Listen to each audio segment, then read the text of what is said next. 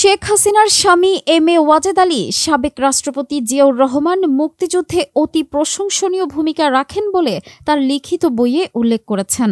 বিশিষ্ট পরমাণু বিজ্ঞানী ওয়াজেদ মিয়া তার বঙ্গবন্ধু শেখ মুজিবকে ঘিরে কিছু ঘটনা ও বাংলাদেশ বইয়ে একটি ঘটনাকে কেন্দ্র করে জিয়াউর রহমানের সাথে তার সাক্ষাৎ ও পরবর্তী ঘটনা লিপিবদ্ধ করেছেন।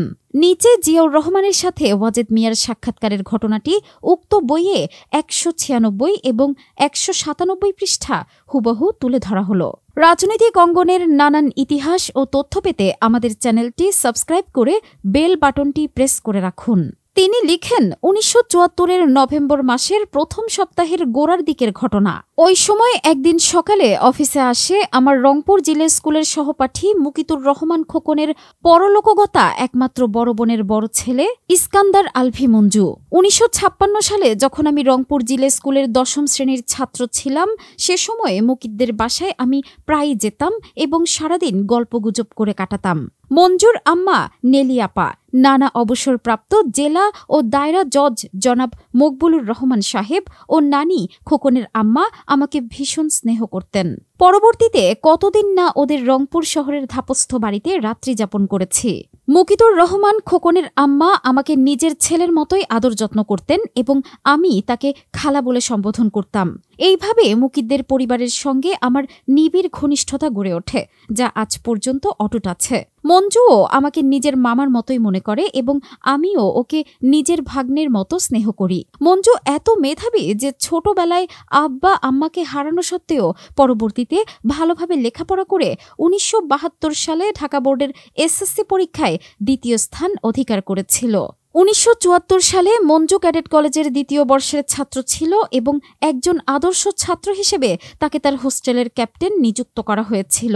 সেদিন মঞ্জু আমাকে জানায় যে এর কিছুদিন আগে তার হোস্টেলের অন্যান্য ছেলেরা এক সন্ধ্যায় ১৯৭১ সালে পাকিস্তান সামরিক বাহিনীর দালালি করার অভিযোগে ওই হোস্টেলের সুপারিনটেন্ডেন্টকে দৈহিকভাবে লাঞ্ছিত করে। পরে ঊর্ধ্বতন কর্তৃপক্ষ ওই ঘটনাটি সম্পর্কে তদন্ত করার জন্য মেজর জেনারেল জিয়াউর রহমানের নেতৃত্বে একটি কমিটি গঠন করে। অন্যান্যদের সঙ্গে মঞ্জুকে দায়ী করে উক্ত সুপারিনটেন্ডেন্ট ঊর্ধ্বতন কর্তৃপক্ষের নিকট অভিযোগ করেছিল।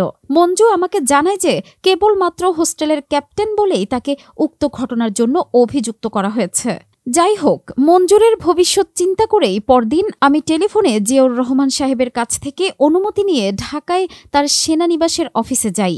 কুশলাদি বিনিময়ের পর আমি ১৯৭১-এর মার্চ মাসে এবং তৎপরবর্তীকালে মুক্তিযুদ্ধে তার অতি প্রশংসনীয় ভূমিকার উল্লেখ করে তার কাছ থেকে সে সময়ের ঘটনা সম্পর্কে বিস্তারিত তথ্য জানতে চাই।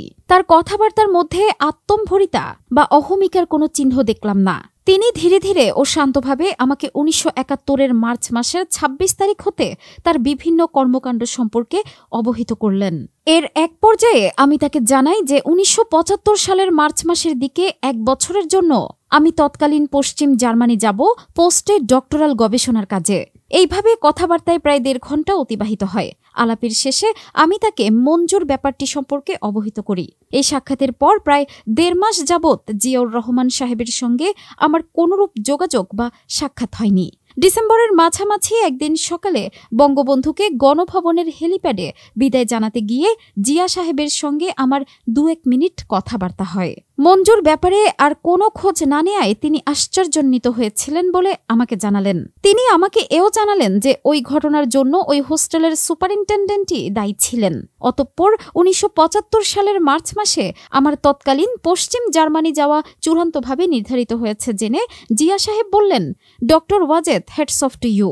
আমি সর্বান্তকরণে আপনার সর্বাঙ্গীন সাফল্য ও মঙ্গল কামনা করি। মেজর জেনারেল জিয়াউর রহমানের সঙ্গে এটাই ছিল আমার শেষ সাক্ষাৎ।